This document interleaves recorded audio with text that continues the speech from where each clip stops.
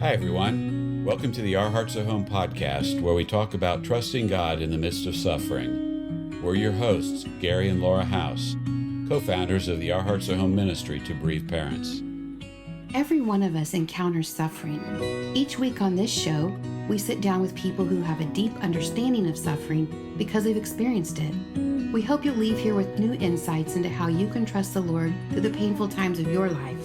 So thanks for joining us. We think you're going to be encouraged by what you hear today. Today, we welcome to the podcast our friends Leonard and Amy Bailey, Ilona's parents. Thanks so much for taking the time to be here with us today. Well, we're honored to be here. Yeah, thank you. Well, we are really looking forward to talking with you about your sweet daughter. But before we do that, could you take a few moments and just introduce yourselves to our listeners? Tell us a little bit about your family and what you all do and where you live. Sure. I'm Leonard and my wife Amy. We've been married 32 years. We met in third grade and grew up in church together. Aw. Amy's parents were our junior high youth leaders. We got married and after college we lived in Baltimore for a little while and then moved to Raleigh. And in Raleigh is where we had our 4 kids. We had 4 kids in 5 years. Wow. Ray Ellen is our oldest daughter, and Jacob is our son, and Ilona and Myra. Jacob just got married last Saturday, August 3rd, and Myra is married, and she has our first grandson. And she and her husband live about 2 hours away. Yeah, we are in Stafford, Virginia, which is it's about an hour south of Washington, D.C. in Northern Virginia. And tell us about what you do, Leonard, for an occupation. So I'm a pastor. For the 12 years that we lived in Raleigh, I worked with a church as a worship leader and youth minister. And after seminary, we moved to Stafford, Virginia, to plant a church. And so we've been here since 2007. When we moved here, our kids were in 1st, 3rd, 4th, and 6th grade. And now they are all adults. Well, your kids have amazing names. You guys were incredibly creative. Can you tell us, where did Ilona's name come from? So Ilona is named after her great grandmother. My grandmother was Hungarian, and her name was Helen, but the Hungarian name is Ilona, and actually her middle name, Adeline, is after his great grandmother. My grandmother. Oh, your grandmother, her great grandmother, yes. And so it's the two together, Ilona, Adeline. That's beautiful. Wow. Well, let's take some time to get to know her. Can you share Ilona's story with us? Maybe tell us a little bit about her personality, her interests. What was she like? And maybe share a little bit about her homegoing. Sure. So we got to enjoy her for 23 years. She is our 3rd child, the middle child. So it went girl, boy, girl, girl, much to Jacob's dismay, stuck there right in the middle between all his sisters. But she was, as I was thinking about answering this question, one thing that came to mind was that she was kind of a quiet servant. Like, she did things and she didn't really draw attention to herself, yet people were drawn to her. She loved others well, and she loved her family. We had the 4 kids in 5 years, and so we just did everything together. Sure. And whether it was swim team in the summer or music, we did have a little known fact here. We had a little family band that we did do a couple of gigs. Oh, that's fun. Yes. But she, we just loved each other, and she loved her cousins, she loved her friends, and she was in all those relationships, she was a peacemaker. If there was a conflict that needed to be entered into, a breakdown in the relationship, she would not shy away from that. She would enter the conflict, enter the chaos in order to make things right. And often, she would come to Leonard with advice as to how to handle certain situations if she felt like there were some injustices or whatever. And but she was always willing to do that, to make sure that that she would, love each others well by keeping peace, by making peace, not keeping peace. She had a beautiful singing voice.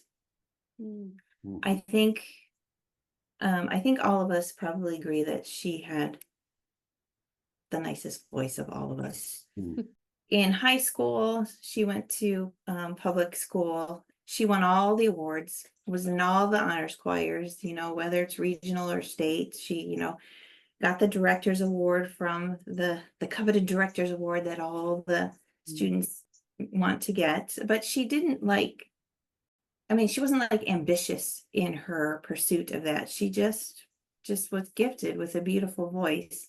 And yet, even so, she would use her gifts to serve the Lord. And so she taught herself to play the ukulele, and then she would sing and play on the worship team at church. Or she would, during vacation Bible school week, she would help out with the music there, and always willing to use her talents to serve the church and serve the Lord. She went to Liberty University when she graduated high school. And while she was there, she continued her career from high school, being in high school color guard, to then doing color guard with the marching band at Liberty University. And she did it all 4 years, which, as a nursing student, apparently your junior year, you're strongly advised not to do it, because apparently it's the hardest year. The nursing program owns you. But she and one friend decided they were going to do it anyways. And we got many phone calls that fall semester from her, crying, wondering what she had done. She's so tired, but she loved every minute of that. And by her senior year, she was the color guard captain, and was we just loved going to those games and watching her perform. Another thing I thought of about her is that she was always determined, and also a bit competitive and clumsy. So, for example, her freshman year of high school, she decided she wanted to try out for the high school cross country team. And so first day they go, and so I dropped her off at high school. She goes, and they do some warm-ups and stuff, and they excuse them. They're about to run a mile, and they excuse all the students to, go get a bathroom break and a water break, and come back, and they're going to run a mile, and they're going to time them. And so she's running up to the bathroom, and she jumped a ditch and fell. Didn't know it, but she fractured her foot. Oh my goodness. But she said she went up to the bathroom, cried in the stall, came back down, ran the mile on a broken foot, finished it, Oh, wow. beat a bunch of people, and then came home. I took her to the doctor, and that was pretty much her season, because she was done. Yeah. Probably didn't help the foot much to run that mile. Yeah. No. So then the next year is when she discovered color guard with the marching band, and that was a better fit for her anyways.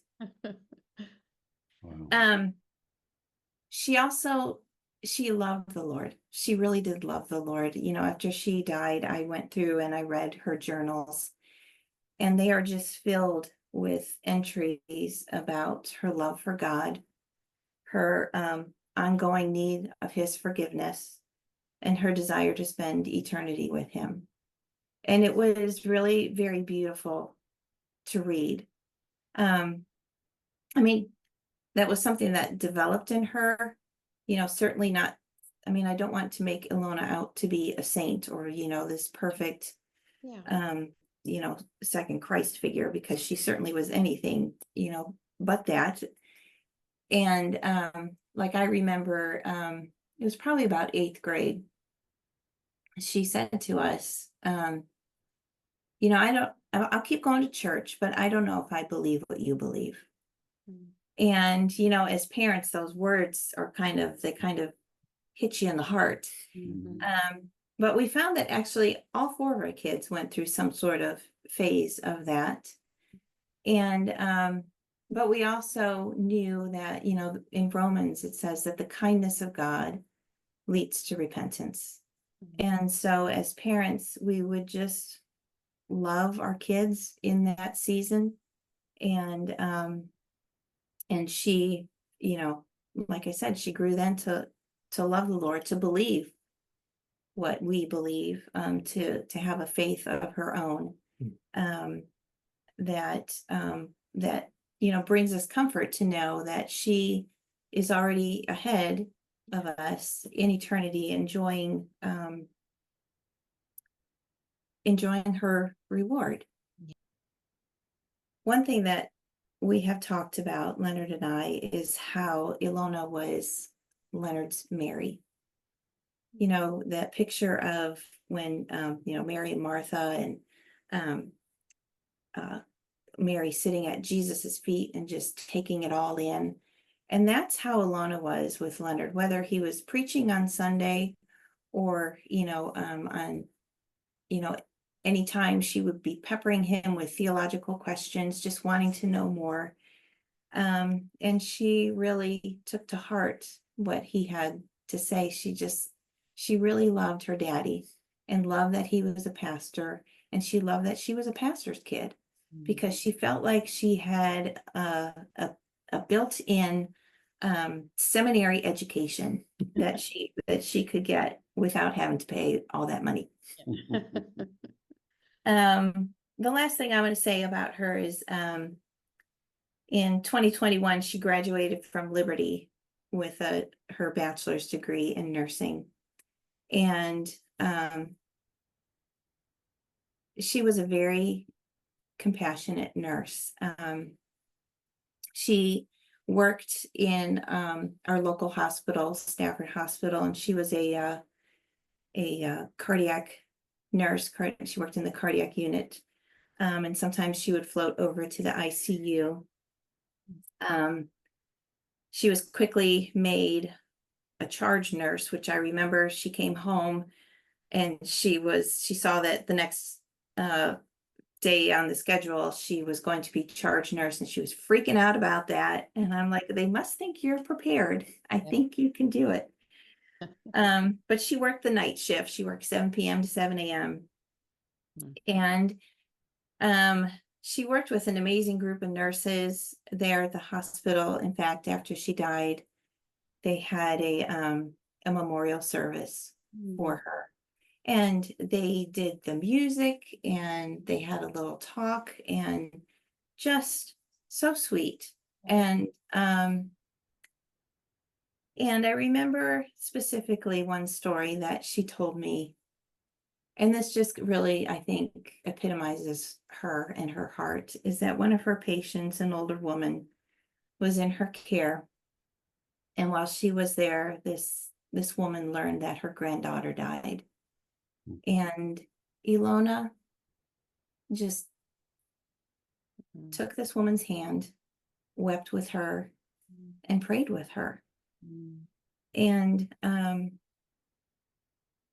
when she told me that, I was just so amazed that a young woman at 23 would have that kind of empathy and kindness towards someone she doesn't even know.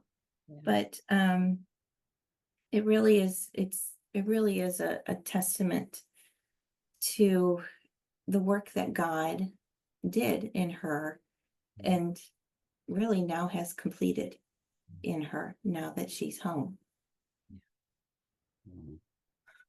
Yeah, so on September 21st, 2022, so not yet 2 years ago, she had left home. She was going down. She had a few days off, and so she was going down to spend a long weekend with her sister and new brother-in-law. And actually, we were all going to come down later, and then all of us would spend the whole weekend together. And so she left home in the afternoon. She went and had supper with a friend, and then went to the care group that she was a part of, and then headed down. And about midnight, our youngest daughter texted us asking, can someone check Ilona's location? Because it was about the time she should have been rolling into the apartment complex.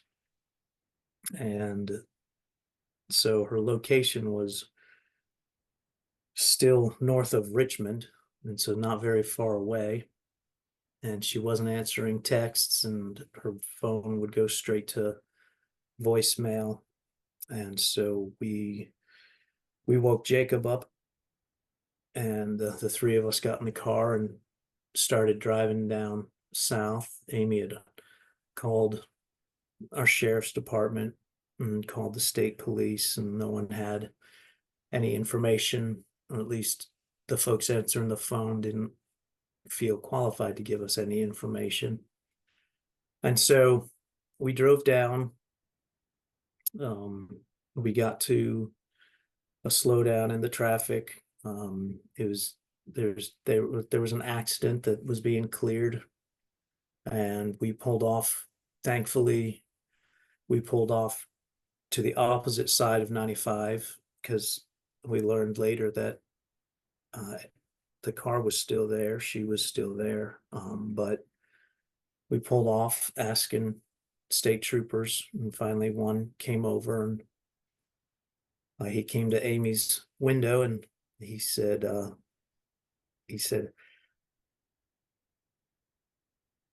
how do you know Ilona Bailey? And we said, well, we're her parents.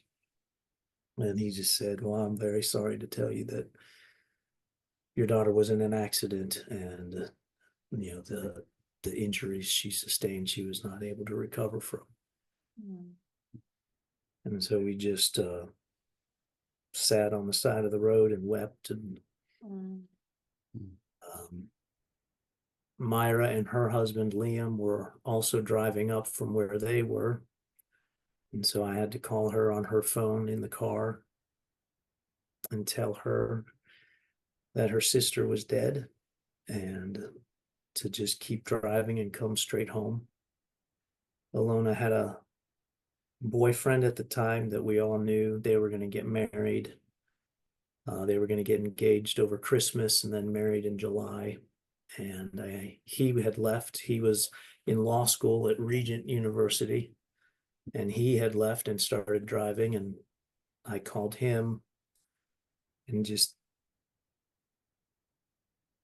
said, Jeremiah, it's as bad as it could be.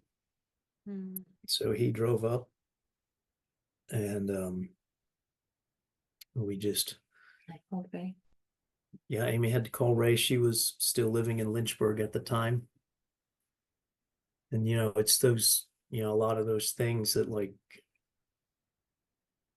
Jacob's wailing in the back seat, and Myra's voice over the phone, and Ray's voice over the phone. They're things that you just can't ever forget. Yeah, right. And so we got home, and I started calling our extended family. I was realizing recently that we call people about these things in the wrong order, because you have to practice on the closest people. And so you're really bad at it at the beginning. Yeah. And then by the end, you're calling extended family or church members, and you're much better at it. You're very clear, you're succinct. But I had called our two elders, and at like 4:30 or 5 in the morning, I got a knock on the door, and one of our elders' wives just came in, and she said, I'm just here to serve. And she was just a silent servant all day. She sat in my office, which is the closest room to the front door. She answered the door all day. I think our whole church was over. My whole family, Amy's whole family, all ended up driving. Amy's family's in Ohio. My family's in North Carolina. They all were here by the end of the day. And so we were immediately surrounded by folks who wanted to carry us. Yeah, you were telling us earlier that your church has loved you well. And we were talking about how so many people don't know what to do. This might be a good moment just to go a little bit deeper on over the past 2 years, how has your church served you well? And people that are listening today, for them to know, what has been so helpful and helped you know that you are being loved on. Yeah. So as the pastor, I felt an immediate false sense of, boy, I got to do this right. Yeah. Like, I gotta model how you get through this for the church. And in one sense, I mean, that may be accurate, but the best way to serve them was just honesty, being honest with folks with where we were. Our session immediately gave me 3 months off, just paid leave. The church, I don't know, like nobody ever asked. There are very few people. There's always the people that say, if there's anything we can do, just anything, you name it, we'll do it. And it's always interesting to the test of that is when you ask for something incredibly mundane. They're not in our church, but our next door neighbor asked that the day he came over and they just stood on our front porch and wept with us. But he said, anything you need at all. And I said, well, Amy said, well, we just had our yard aerated and seeded, and we will not remember to water it. Yeah. Could you just come over every morning and make sure our lawn gets watered? Wow. He did. He just looked at us and he's like, that's what you need? Well, yeah, I can do that. I can do that. Yeah. I can turn your faucet on. Yeah. But, just Well, a lot- physically yeah. providing for us, just, it was incredible the number of just cards from children. Just Yeah, because the parents were taking the time to explain to their kids what was going on with the Baileys. And so sweet little notes. I mean, they don't understand. Hope you feel better. Yeah. But I mean, it was the heart behind it. And also, we constantly, people would just, I mean, they would call first or text. Actually, they set up like visiting hours where people could come visit us. And I mean, for months, people would just stop by, drop off food. We'd have food show up on our front porch. Send a text. I had a friend who still to this day, she texts me every morning a heart. And it's been almost 2 years just to let me know that she's thinking about me. Means the world. Yes, yeah. Because I'm sure that the one thing that you do not want as a parent who's lost a child is for your child to be forgotten. Exactly. You want, I mean, somebody asked recently for a picture of Ilona, and I pulled up my phone and I started crying because of how far back I had to scroll. I had to scroll to find my most recent memory picture of Ilona. Mhm. And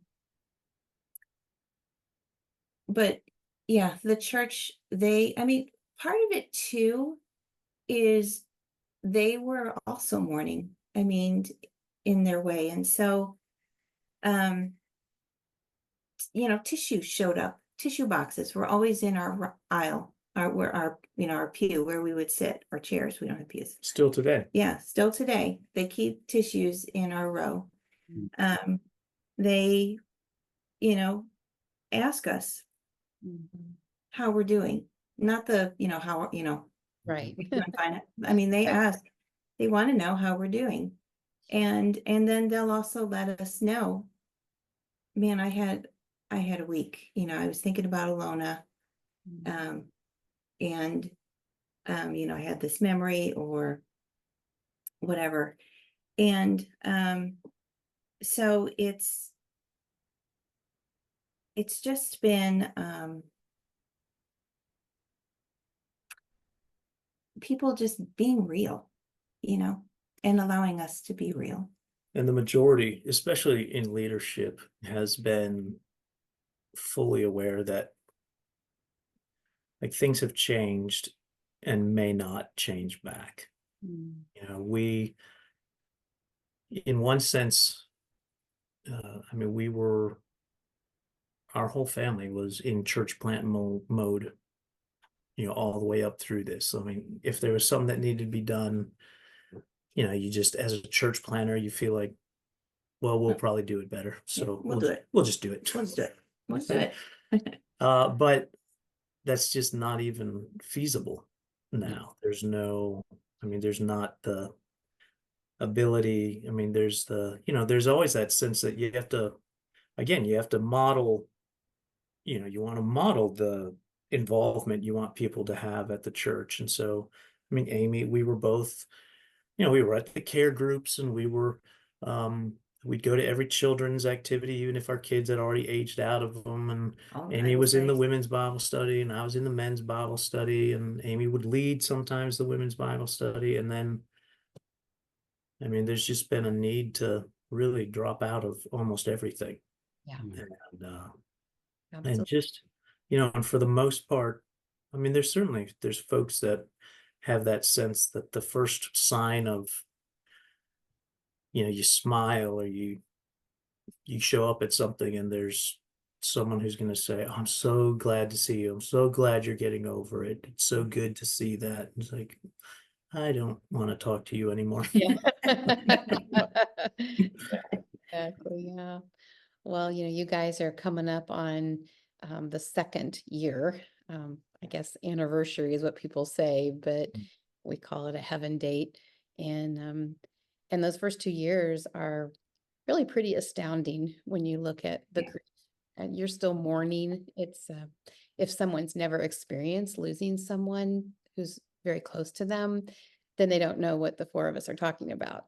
Some Right. days will, everybody will at some point lose somebody very close, but it is something that we had never experienced before. And your grief continues to change. And I'm sure you have seen that. Um, can you speak a little bit to how you have seen that change now that you're getting close to those 2 years? What good things, I guess I would say, kind of in your grief are you seeing now? Yeah. So, initially, and I don't even know how long of a time this was, but everything just was so dark. It just felt so dark. I could not see a path forward. I could not imagine my life without Ilona, without my daughter. Um, I felt abandoned by God. Um, I would cry out, just where are you? And I mean, and that's an appropriate thing to do. Sure. That's what the psalmist did. And I remember at one point distinctly thinking about,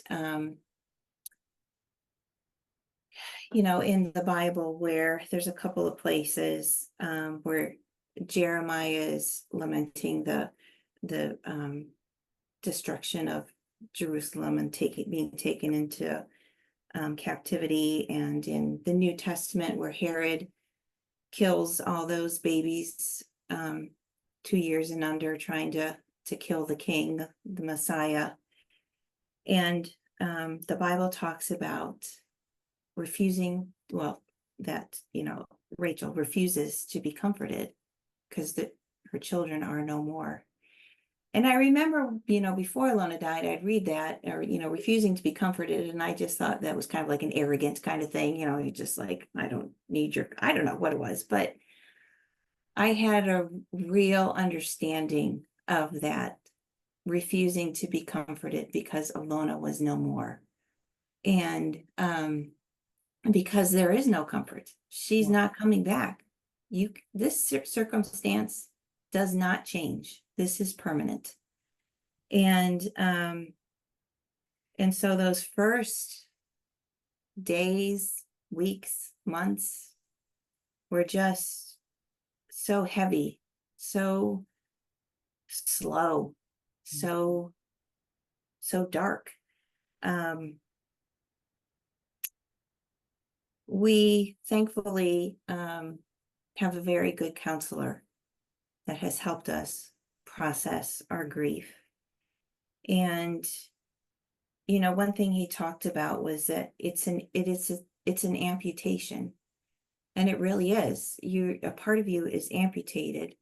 Thankfully, that part of you is amputated and living in heaven. Yeah. And you'll be whole again one day. But in the meantime, it's now learning to live or learning to walk with an amputated limb. And it's a lot of work, and it's a process. I mean, life is different now, but I see things differently. And in a lot of ways, my eyes have been opened to a lot of things. You know, we had a pretty good life. And we still do have a good life. We have a very good life. God is very good to us. But we had not experienced suffering like this. And, you know, all our parents are still alive, all our siblings are still alive, you know, and we've experienced, you know, grandparents passing away, but that has become an expectation, which I think, you know, as I really started to think about this world and loss and grief, I mean, that was not God's expectation. That was not what God had created, that we would experience death and a broken world, and yet we do. And so grief has become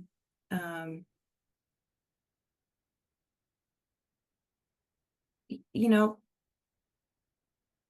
just relying on the Lord, and finding him in new places, and it's in those dark places, and then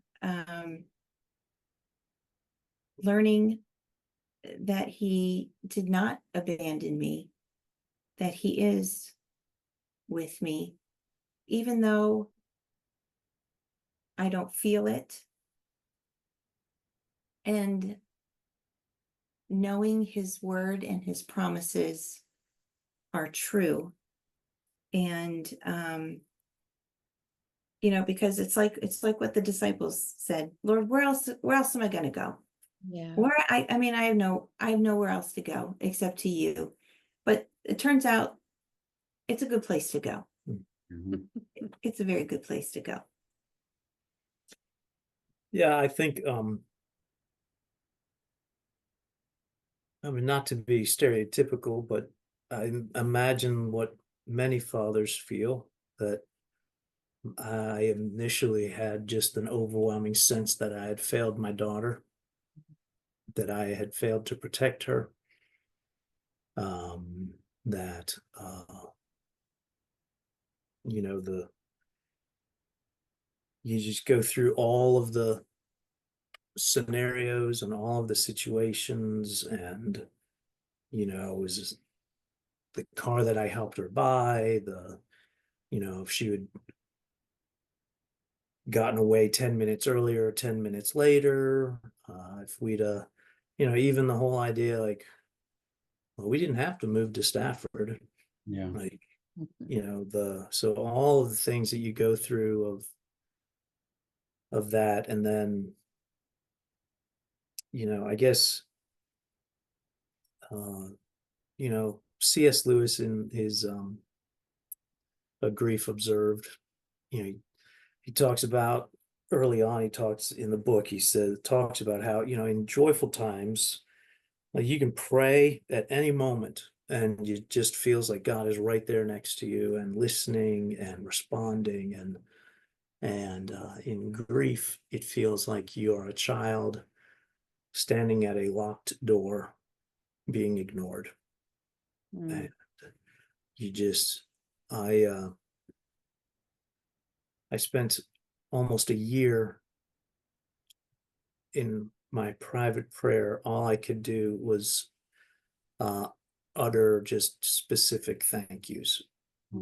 I would thank God for the food. I would thank God for my remaining family. I would thank him. But I spent a year not asking God for anything, because there's just,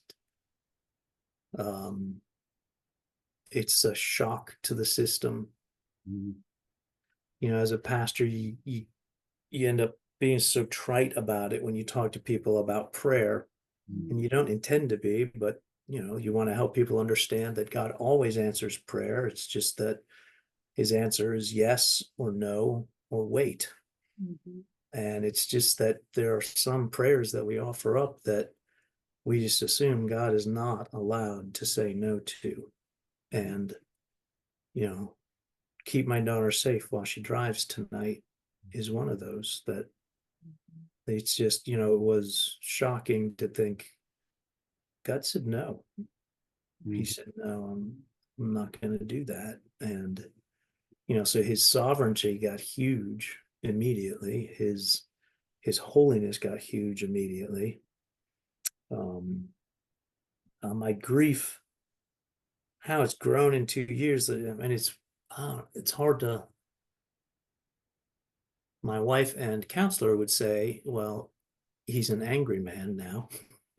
And, which is probably true. Like, I try to tell myself I'm not angry at God, that I'm just angry at the situation. But it doesn't matter what I'm angry at, because the reality is it comes out in treating the people I love poorly. And but we've just been incredibly cared for by the church. Yeah, I was preaching this summer one of the sermons on the paralytic that gets carried to Jesus. And and I was struck when I was going through it in Mark that I think it even talks about Jesus looked up and saw the faith of his friends. And it wasn't the faith of the paralytic that healed him. It was the faith of his friends. And I was just able to say to the congregation, you have carried my family to Jesus. And it has been the faith of loved ones. It's been the faith of loved ones and the faithfulness of God that has sustained us. It's not anything in us that has, risen, or,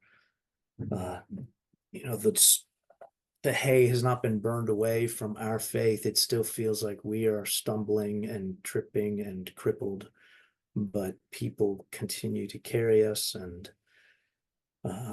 point us and remind us, no, Jesus is this way, and it's worth the journey. Well, definitely, the grief of child loss changes us in many ways. There's no way around that. We become new people. Hopefully, in time, we become better people. Mhm. better understanding of ourselves. We have a better understanding of who God is and his character. There's no way around that because we try to ask all the questions and figure out all the, what if, should haves, whys. Why didn't God answer the prayer that we prayed, perhaps? And so a lot of changes happen. One of the things that we all notice is that we tend to become more eternity conscious. Yeah. I know, speaking of myself, I had always had an interest in heaven and studied what Scripture said about heaven, but now I have a son there. Part of me is there. I want to know what he's doing. I want to know what he knows. It bothers me at times that he now knows more than I do. But I'm fascinated with speculating about heaven and just wondering about it. How has your perspective of heaven changed since you lost Ilona? Yeah, yeah, very similar to you. I certainly long for it more Mhm. than I did before. And maybe it's my perspective on heaven has changed because my perspective on earth has changed. Mhm. That these aren't this isn't it. I mean, as great as things are, they're all stained or tainted joys. Yeah. Like they're not the goal. It's nice when we have tastes of those, when family can gather together and there aren't strained relationships, but often there are, or when you can gather around a table and there's not an empty chair, but so often there is. It's been a reminder that like heaven, the goal isn't some kind of here on earth, kind of get all the things, but like we used to you can definitely say that, oh, those people out there that are after the physical things, they don't get it. Well, we were after godly things, but it's still things that are intended to point us Mhm. to heaven. I think in another book, C.S. Lewis says the whole point of a sunbeam is to draw your attention to the sun. Mhm. And the sunbeam doesn't even exist without the sun. And Mhm. so it has definitely opened my heart to just long for the pure joy that's coming.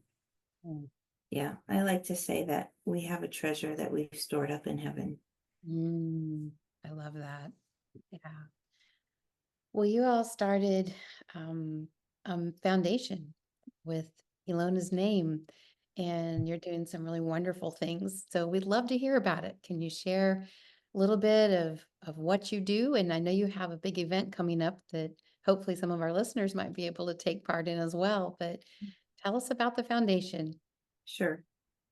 So, it was kind of interesting that shortly after Ilona died, maybe a couple weeks, I was standing in the living room and I just had this sense that there was some sort of ministry that we were going to be called to.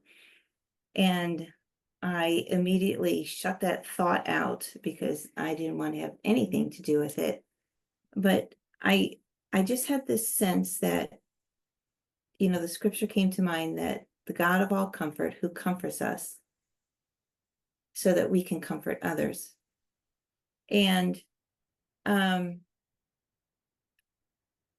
so I put that out of my mind and walked away from that because I was not going to do anything with this because it's too painful. What do you do?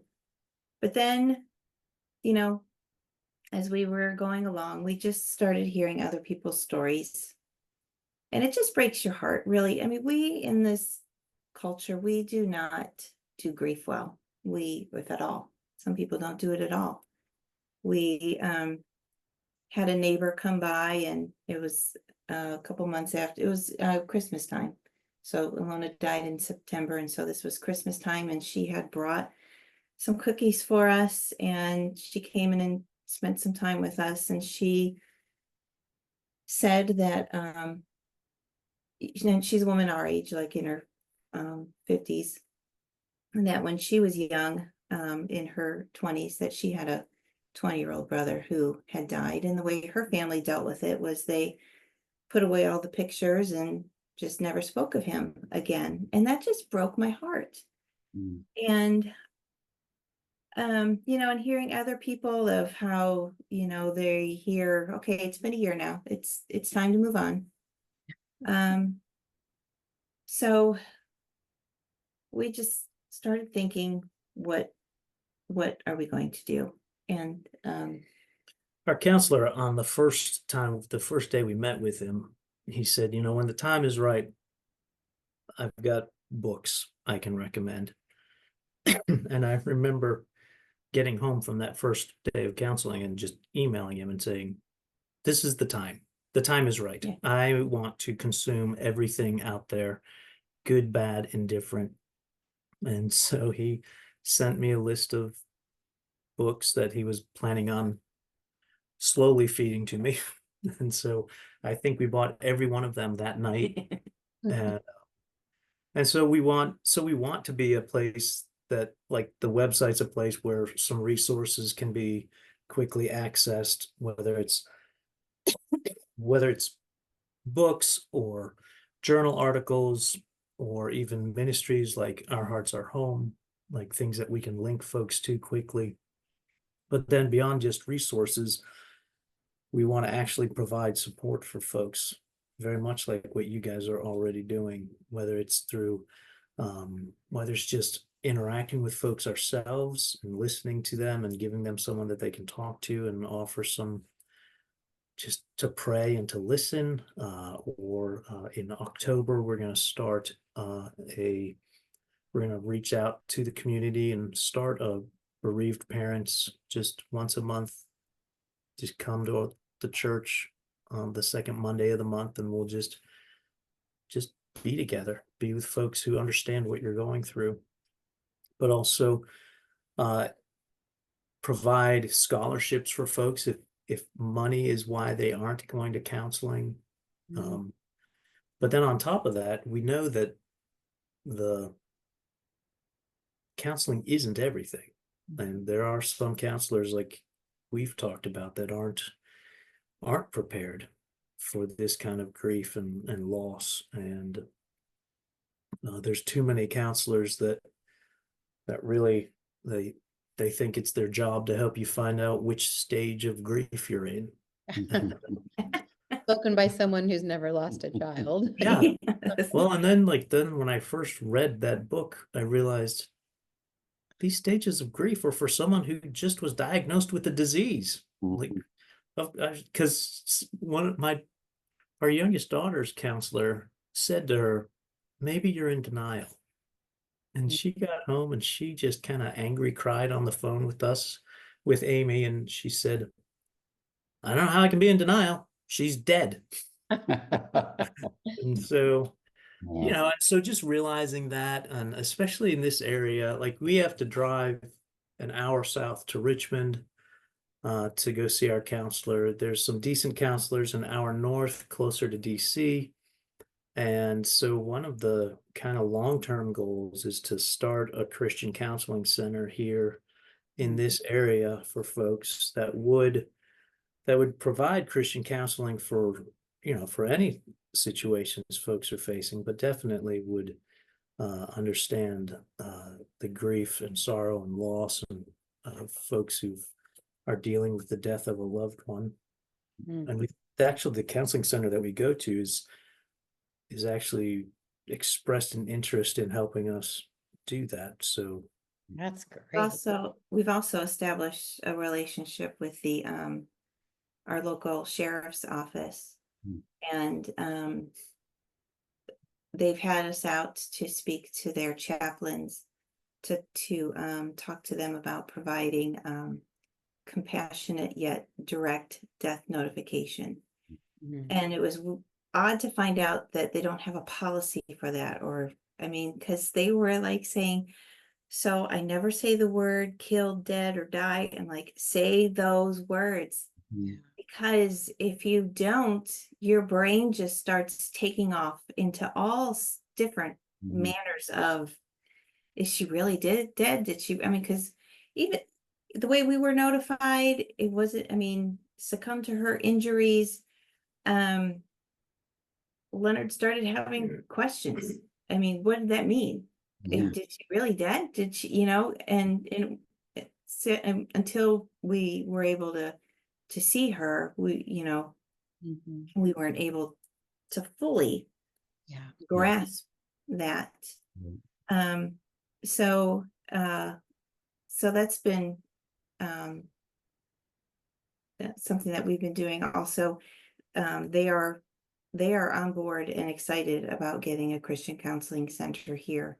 That's great. They are very supportive in that, and want to help us see that through. Mhm. So that's kind of exciting.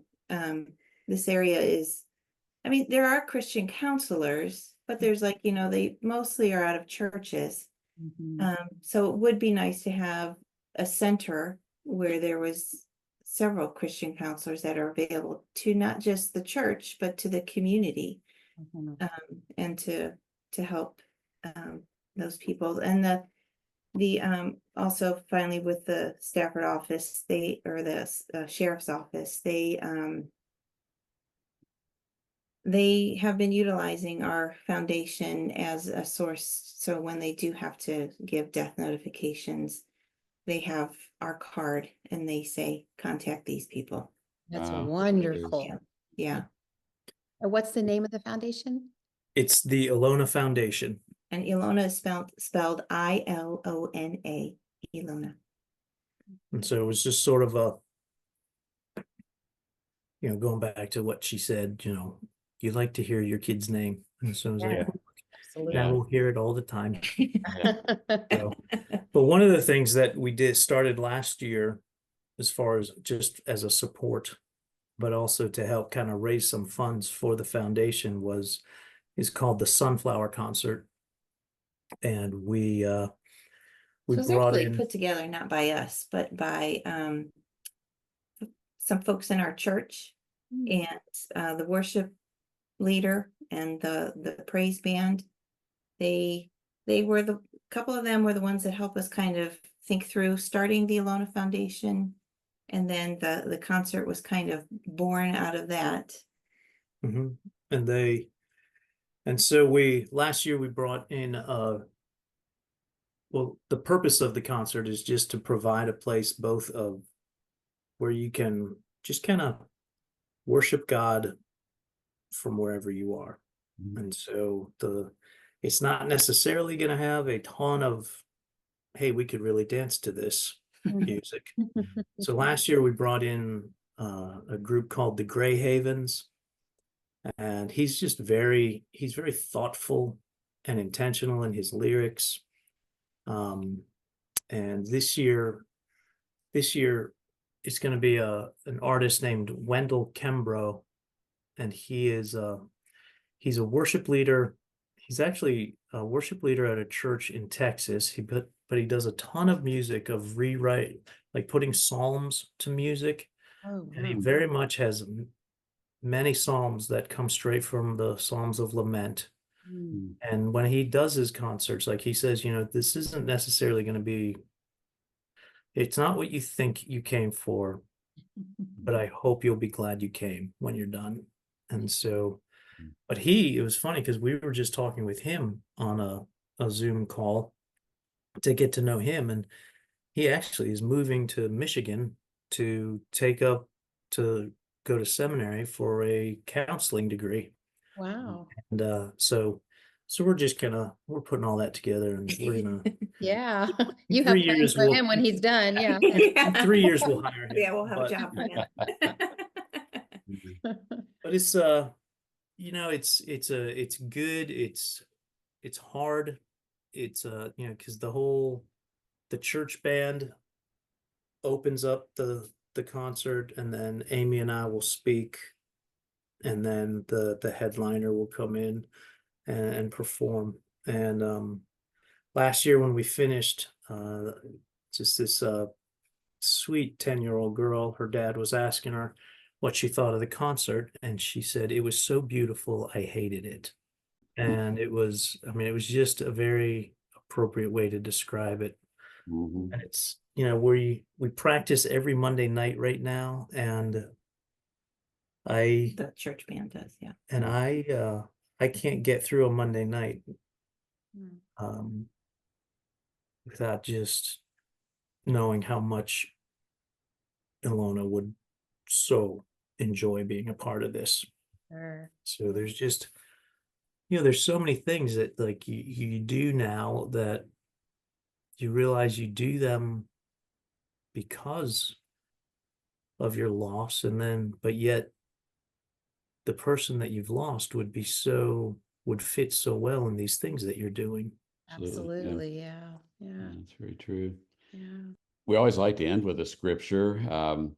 You have Psalm 126 on the banner of your foundation's website. You mentioned the Corinthians verse. Can you share what those verses really have meant to you, or any other verses you'd like to share with our listeners today? So I'll definitely I'll read to you Psalm 126. It's not too long. When the Lord restored the fortunes of Zion, we were like those who dream. Then our mouth was filled with laughter and our tongue with shouts of joy. And they said among the nations, the Lord has done great things for them. The Lord has done great things for us. We are glad. Restore our fortunes, O Lord, like streams in the Negev. Let those who sow in tears shall reap with shouts of joy. He who goes out weeping, bearing the seed for sowing, shall come home with shouts of joy, bringing his sheaves with him. And so without becoming preachy, this is one of Good those, luck. this is so the title on this psalm, as well as like 15 other psalms in this section, is called a song of ascent. And it's a song that the people of Israel would sing on their way into Jerusalem and up toward the temple as they were coming together for times of worship. And the interesting thing is that among those songs, not all of them are what we would expect to be a song to prepare your heart for worship. They're not all singing about the joy, joy, joy, joy down in their hearts. And this psalm admits, like, yeah, you know what? There were times of joy. There were times of laughter there, and I remember those. But right now, I am sowing just the seeds I am sowing with tears. Mm. And just that cry to God that I know that we're weeping now, but I know that you are the God of comfort. And again, like we talked about earlier, it's not that comfort may not, I mean, the pain of loss will lessen over time, but the comfort is not that it's all going to be okay here. The comfort is that because Christ died, there is hope. Early on, we were walking and Amy asked me, do you think God killed our daughter so that we would love him more? And I said, well, first of all, if he did, he missed. And I said, no, I absolutely know he did not. I said, the world is broken. We are experiencing the brokenness of that. And I said, but God did not kill our daughter so that we would love him more. God sacrificed his son so that we would know how much he loves us. And that, that reality that, every parent who has lost a child cries out like, no parent should have to bury their child. And how incredible that in the gospel, the Father says, I know, I know. And yet he did willingly in order to save us from eternal death. And it's incredible. One thing that has been helpful to me is in Matthew 11, when John the Baptist is imprisoned, and we know John the Baptist met Jesus, and he baptized him, and he's a prophet. He's calling people to repentance, and he's doing all these things to prepare the way for Jesus. And he finds himself now in prison, and he sends his disciples to Jesus, and he says, "Are you the one who is to come, or should we look for another?" And I found myself there. Are you the one? I was just so questioning everything about God. And I didn't know if I was, if my faith was going to survive this. And all I could do was just question him. And are you really the one, God? And then the way that Jesus responds is he tells those disciples to go back and to tell John all that's going on. And then later Jesus tells his disciples, he just starts singing the praise of John the Baptist and what a wonderful prophet he is. And he says, "Truly I say to you, among those born of women, there has arisen no one greater than John the Baptist." And so I think my takeaway from that is that, being raised in the church is that sometimes I think the church makes you feel like if you question God, then you've changed and you've got to change back and you've got to get this right, that, that you are ruining your relationship with the Lord. And yet what I find in this interaction is a kind and compassionate Savior who invites those questions and says, bring those questions to me, and I will sing your praises. And and the Lord talks about that he will sing over, where's that, Zephaniah? He sings over us with songs of joy. And so I can take my doubts, my questions, my wonderings to the Lord, and I have found him to be kind and compassionate and patient with me as I work through my relationship with him. Wow. There's a lot of just really wonderful insights from this time together. Thank you both so much for sharing your heart with us and sharing Ilona with us. And, as we said at the beginning, you are only 2 years down the road of missing Ilona, 2 years closer to being with her again. Yes. But in grief terms, 2 years is very long. And I'm sure a lot of people listening today are right there with you. You've seen the Lord hold you and know he's going to continue doing that. So thank you for being here. The Our Hearts Are Home ministry to bereaved parents is solely funded by generous supporters like you. To partner with us to reach grieving parents with the hope found in Christ, visit ourheartsarehome.org.